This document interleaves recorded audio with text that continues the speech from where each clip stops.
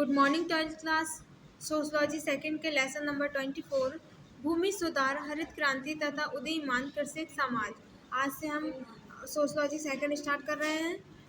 पूर्व विवेचन से यह स्पष्ट हो चुका है कि कृषि समाज का तात्पर्य किस समाज से है तथा कृषि समाज की मुख्य विशेषताएं क्या हैं। इस संबंध में यह जानना जरूरी है कि भारतीय समाज में औपनिवेशिक काल के पहले से लेकर स्वतंत्रता के बाद तक कृषि संरचना में लगातार परिवर्तन होते रहे हैं।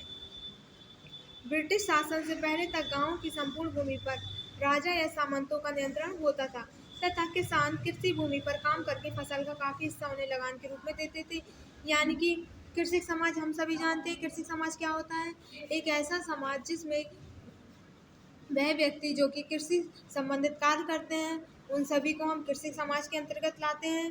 और पहले क्या होता था? पहले जो कृषि होते थे यानी कि जो किसान होते थे वह अपनी भूमि पर कार्य करते थे, खेती करते थे और उस लगान के रूप में अपने राजा को देते थे कुछ हिस्सा।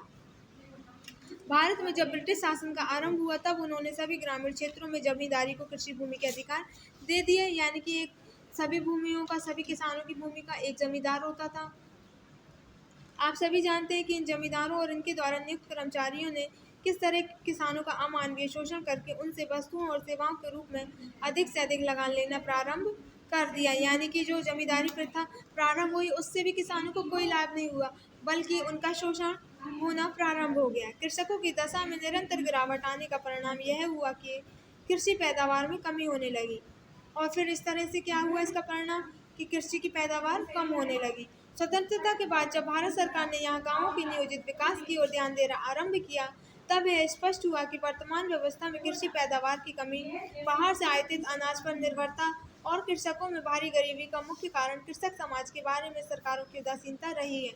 यानी कि सरकार ने ही कृषि समाज के लिए कोई भी कार्य नहीं किए जिनसे कि उनकी स्थिति सुधर सके। इस समय योजना आयोग ने भी यह सुझाव दिया कि देश में ऐसे भूमि सुधारों की बहुत आवश्यकता है जिनके द्वारा किसानों की दशा में सुधार किया जाए। यानी कि जो योजना आयोग है उन्होंने बताया कि भूमि सुधार के लिए बहुत सुधार की आवश्यकता है।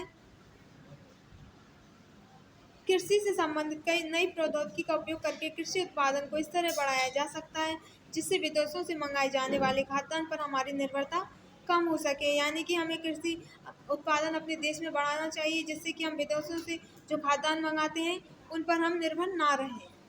इन सुझावों के आधार पर कृषि पैदावार को बढ़ाने के लिए जो संगठित प्रयत्न होना आरंभ हुए वे भूमि सुधारों और कृषि में नई प्रौद्योगिकी के उपयोग के रूप में सामने आए।